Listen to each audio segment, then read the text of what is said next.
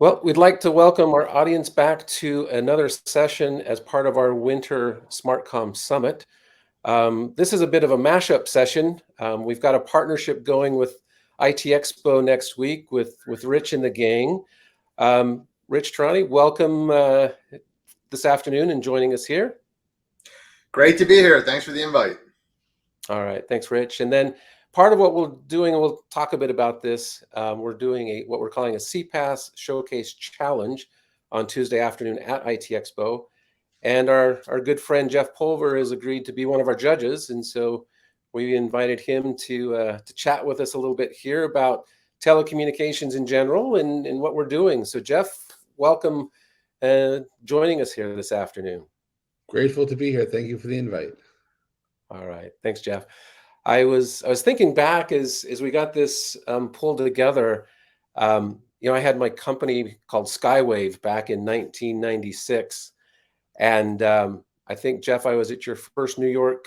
I don't even know if we called it Vaughn at the time, but the first event back in 96 would have been the Talking Net. Yeah. Yeah, yeah. And then I think the next year, Rich, I was sending you some money to be at CT Expo. So it's been a fun journey over the last 20 plus years, and how the two of you have really kind of led the way and opened the door for so many of us as vendors and service providers and so forth over the years to really make our mark in the telecommunications industry. Um, Rich, maybe let's start with you a little bit. What's happening at IT Expo that we should know about, particularly on the telecom side, and what you see happening there? Well, so much excitement right now in telecom. We've been talking about whether it's us or Jeff back in the days of Vaughn. We talked about how voice is now on the network and all the flexibility it affords us, and how we can work from anywhere and be productive anywhere in the world, and we're no longer tied to an office. And it sounds now like this is obvious, but when we were talking about it decades ago, there were all sorts of challenges, not just technical challenges, which we've overcome largely, but also there were psychological challenges where those people in management didn't actually believe that we could do what we said we could do. So, I mean, to some degree, I think Jeff and I in the industry, we are all vindicated after 25 years of telling people that, this voice over the internet is actually even better way to communicate than traditional PSTN or the older ways of communicating. I remember it was Jeff actually who, I think it was a blog post, Katrina in the Waves, back in 2004, when he talked about how it was the first time that he saw voice going over the internet, and that it allowed communications. It allowed a mayor to communicate in New Orleans when the phone lines were down, and it basically showed how flexible the technology is and can be, and how it enables things that the traditional network doesn't. And so while we were fighting against people telling us it couldn't happen, we actually were arguing that it was better. And I think now, post-pandemic, 200 million people plus worked at home and didn't lose their jobs. Tens of millions, if not hundreds of millions of companies were able to exist because they were able to have workers from their home collaborating and working without being in touch with one another because they weren't deemed essential, quote unquote. I think we've been vindicated, and I think, thank God, we did this work for the past few decades. And so, what are we going to see? We're going to see the technology in the next generation of communications and collaboration tools that have learned from the pandemic and post-pandemic, the things we've learned and how we're making communications better. And it's not just communications now. Everything over time merges together, right? There's cybersecurity. How do you work from home securely? That's an important part of the show. How does AI factor into communications? In other words, keyword spotting, sentiment analysis, and contact centers. How is that important? And AI chatbots, how does that integrate with communications with customers? So I'd say that communications, like other technologies, are coming together and morphing into one greater whole, and that is increasing the productivity of humanity, making companies more efficient, making them more profitable, and allowing them to do more with less.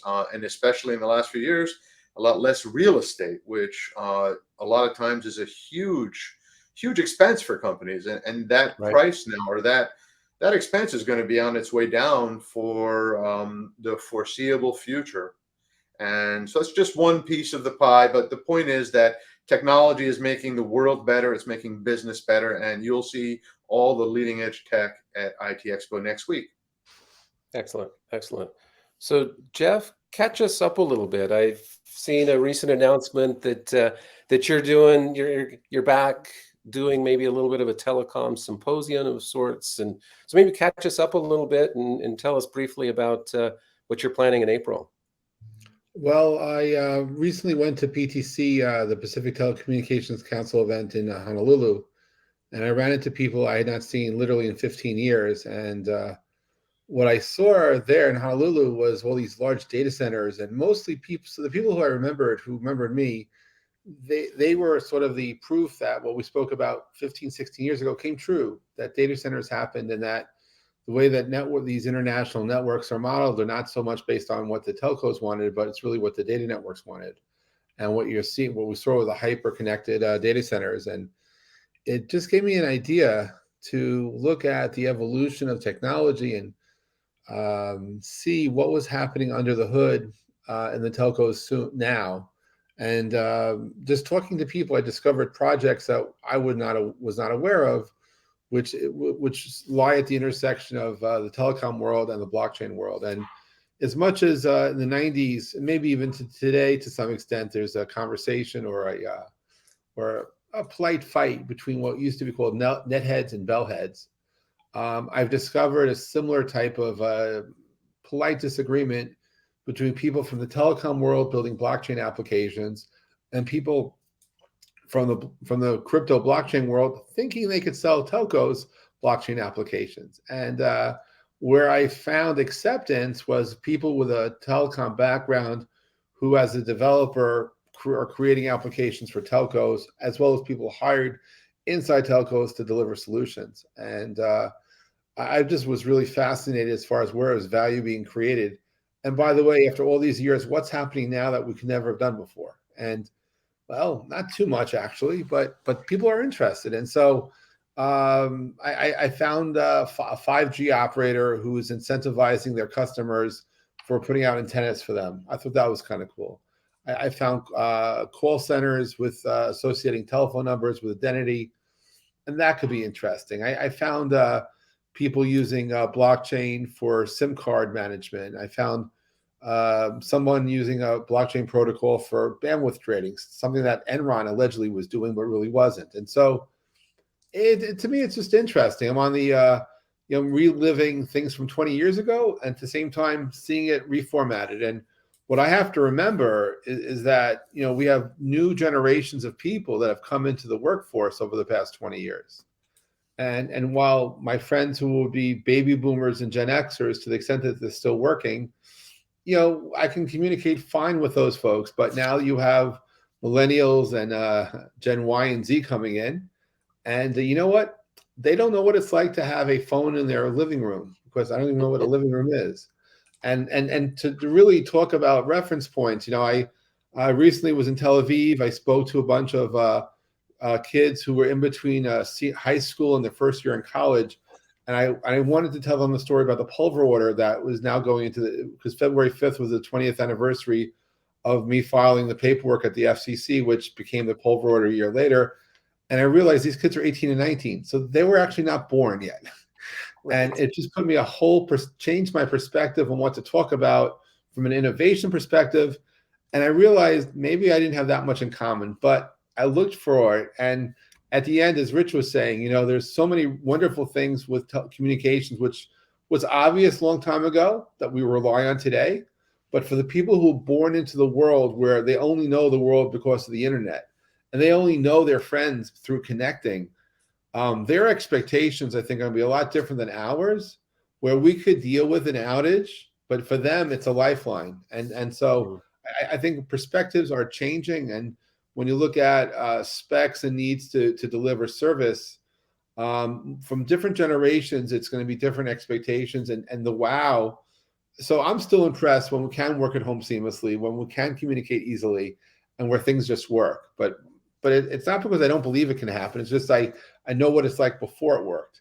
And talking to kids who are working right now, they just assume it all works. Like there's no magic. It's like, of course these things are here because it's been there their whole life. And so I do think that there is some wow and awe in communication technologies, but some of us may appreciate it more than others because of where we've been.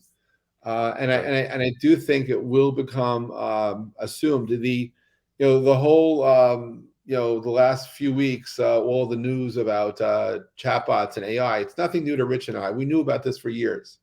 It's just the fact that somebody woke up and connected a big data set to something, and now you have ChatGPT taking over the world with Bill Gates saying, "Well, ChatGPT is as big as the discovery of fire on the wheel." Like, okay, really? So maybe but I did learn the word discernment and the idea that ChatGPT is wonderful for creating information is what I would say. It's not necessarily speaking truth. It creates information which may be true, and it'd be for me anyone who's playing in that space. It's trust and verify, because if you look up any of us on ChatGPT, I'm sure ChatGPT will say wonderful things about you, Kevin, and you, Rich, and some of it may be true. I know that when I look myself up, it makes up a bio, which is wonderful. And then it's like, but I didn't do that. But it looks so good. And that's sort of the challenge I think we have, is the discernment of what's true, what's not. And at least with fake news, we knew what fake news was because it was fake. But now we have these truths out there, and I'm a little challenged to say, how do we figure out what's real? So potentially, is it cool? Sure. If you're a science fiction writer or you're a fiction writer and you want to have ChatGPT help you write a book, great. Just don't ask for it to write the next fact-based novel, a fact-based story, because it may necessarily, it literally will make up the facts as it needs to, as it goes along. Yeah. No, that's true. I think each generation goes through one of these kind of paradigm shifts as we go along. I think back to my trigger into this industry. It was literally standing in line living in Japan with a phone card to call internationally that cost me like $3 or $5 a minute. And it was on a trip from Japan back to the US that I stopped at, I think it was Newton's Expo, and saw Vocaltech display their technology for the first time. And most of the crowd left the room saying that didn't sound so great. But there were a few of us that had lived overseas and had been paying $3 a minute and talked to our families once a year. It's like, yeah, but it was free. And so that triggered, a whole different experience for me, and where, I wanted to go and on with my career. So I think we'll see the impact of ChatGPT, but it's going to have one. And so I think for those that have had not a lot of changes for the last 20 years, there probably is going to be some impact and change in how things can operate now with AI playing such a big role in the world and in what we're doing. I mean, I would jump in and say that it's already happened. This is the challenge. So the tipping point was already the fact that ChatGPT is coming out there now and showing applications means that the data set was building for years. So it's not like it was just created yesterday, although it was just yesterday that Microsoft and ChatGPT did a deal, but it's been brewing for a long, long, long time. And, there's some great sci-fi about it, but if you want to have fun, I believe if you're a recent college graduate and you're looking for a job, learn to be a prompter. It's like learning to ask the question in a structured way so that you can communicate with the with the data set. That's the key. Very frustrating. It's like first time we ever used Alexa or Siri and we ask a question, you can get some very humorous answers. But the depth that ChatGPT has as far as data is great, but you have to learn how to communicate, and that's a game changer, I think, for many ways. And Kevin, I do remember 1996. I do remember, the idea of making free phone calls, because I did run free wall dial-up, so I appreciate free. And to some people, free was free, and for other people, they'd rather pay for quality. And we're in a different world. I'm looking forward to the way that we're wowed by the obvious that someone else does, and make stuff happen, that's going to be cool. And Right. and I'm really grateful that we're living in times where stuff just works. Yeah. Because Well, I think that's that's a great lead in to what we're trying to do on Tuesday with the CPaaS Showcase. So for those that are maybe hearing this for the first time, I'll just give a high level outline of what we'll be doing on Tuesday. But we're actually creating an American Idol type opportunity where we'll have 4 contestants come in, and their goal is to wow us, just as you were referencing, Jeff. And so, but we've asked them to do it in a commercially available application so that those that are viewing it can say, hey, that's cool. I can sell it, I can use it. And so that we can hopefully connect them, quickly to commercial opportunities as part of this as well. There'll be 4 or 5 of us that'll be judging the event. Jeff, you'll be one of those, along with Evan Kirstel and a couple of others of our industry friends.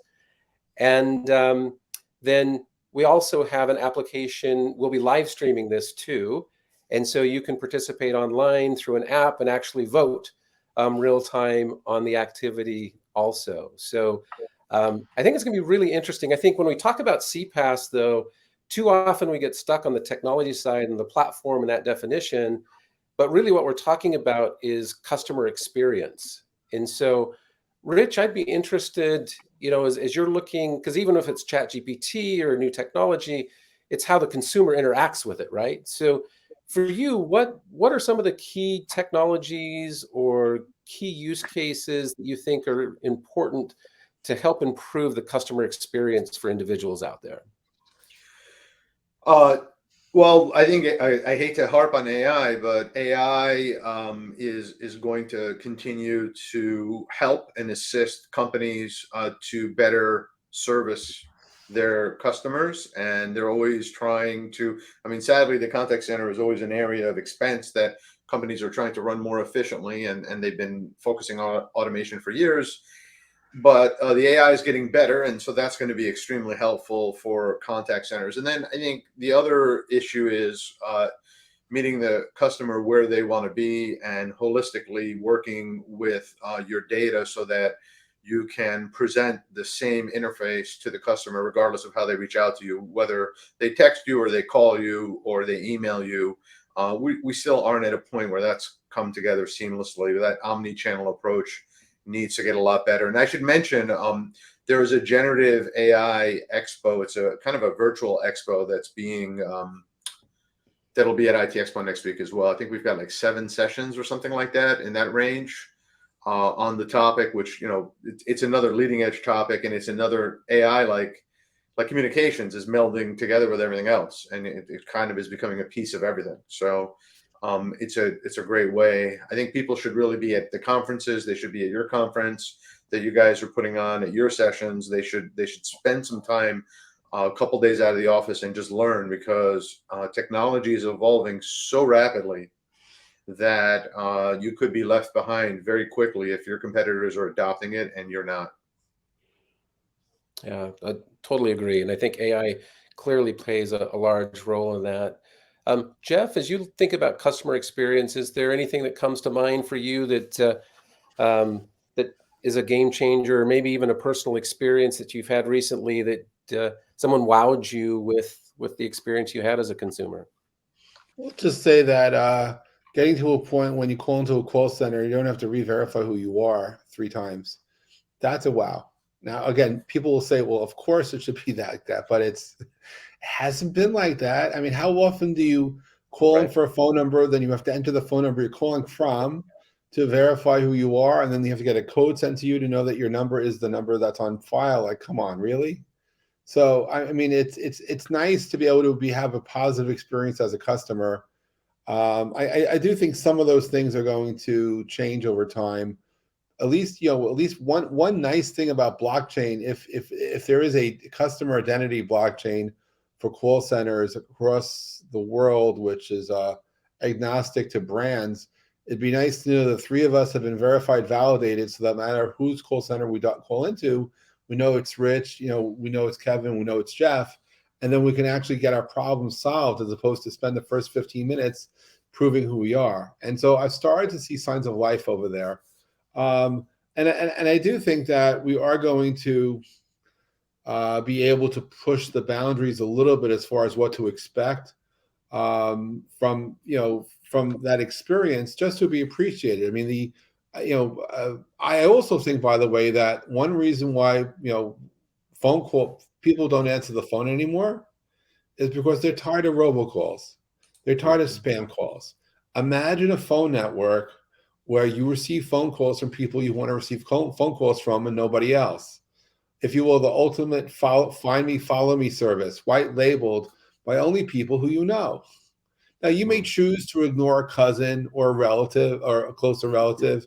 You may choose to ignore a certain person, but at least your phone is ringing not with spam, but with people you care about, right? So we can take the AI side of things, add a little bit of more magic, and now have a communication network where we're able to find people who want to communicate with us because we want them to find us. That is possible right now. I haven't seen too many people truly offering it, or even a very basic service. Imagine Rich and you, three of us are hanging out, and my cell phone's about to die, and I'm expecting a really important phone call from someone. Wouldn't it be nice if I could actually upload, if you will, I call it smart communications instead of a smart contract or smart security. It's a programmable conversation where a programmable communication event where I say, okay, for the next 2 hours, I'm going to be with these two people. If my phone dies and before it goes to ring, no answer, goes to voicemail, attempt to deliver to one of these two people my phone call. That to me is wonderful. It's not a typical call forward. It's actually based on certain criteria, time of day, maybe based on location. Those are services which I personally expect to see, although I haven't. And I think it's just a matter of creativity and where the service layer is, where it comes in on. But in terms of what's possible, that's the nice thing. We're living in the time when anything is possible. We just need to be able to dream a teeny bit, show a little imagination, and I don't know. I really think that there's a lot more out there, and communications, to the extent that we take it for granted, it's boring to people. But let me tell you, take away the ability to communicate, and people get really scared. And then, unfortunately, if you throw in a tragedy or throw in stress or throw in some other things, all of a sudden, the amount of metadata available for someone to call someone and say, "I love you," to know that they're alive, to know that you're okay, that's magical. So, like anything else, we don't appreciate things until we don't have them. But I believed it 25 years ago, I believe it today, voice is and will forever remain the killer app. Totally agree with that. Totally agree with that. And I think if I look at the background, particularly for the two of you and what you've accomplished in the industry and so forth, I think you both have found that little piece of magic along the way that has helped differentiate and bring innovation to the industry and help a lot of companies along the way. Rich, obviously, you're probably underwater right now with the last minute preps for ITEXPO next week and so forth. But once we get past that next week, what's on your calendar? Do you have any interesting trips or anything going on to go decompress a little bit after a crazy week in Florida? We gear up for the next one. But that's how it works in the show business. There's always another show, right? So this is very true. There always is another show, but enjoy the delight that you bring forward. And if one thing I could just share is to take in the wins and to take time for yourself and just enjoy the magic that you brought forward. Good advice. Thank you. If you can, if you allow yourself to. It's I never spoke about this back then, but I learned this thing about self-love and about just taking time to breathe and be present, just for you, not for, do what you want with others, but to remember to treat yourself right and to give yourself a chance just to breathe by yourself and just find those times. I never did that before. And during the pandemic, I made it a practice of just taking time out for me. And I wasn't taking away time from anyone else. It was just giving myself time that I didn't have. And I believe it's really magical and, for me, important. I'm not preaching it. I'm just suggesting, after a big week in Florida, take a little time, have fun for yourself if you can, because you may enjoy it. Yeah. I think that's a great note to end on here. That's some great advice that expands well beyond what we're trying to do here with the showcase and the show. So, Jeff, really appreciate the insight and getting to catch up a little again. And Rich, really appreciate our partnership and being able to work together to really drive, I think, some innovative solutions at IT Expo next week that'll be impactful and interesting and hopefully a game changer for someone else, like I was at the show back in '96, where the light bulb went on, and here I am, 25 or something years later, and still at it. So maybe we can sprinkle Thanks a for little being magic. part of it. Really, thank you. Appreciate it. Congratulations on your continued success, Rich. Thank you. All right. Appreciate the time and look forward to seeing you both in person next week in warm, sunny Florida. Thanks so much. Travel safe. Take care. Good travels.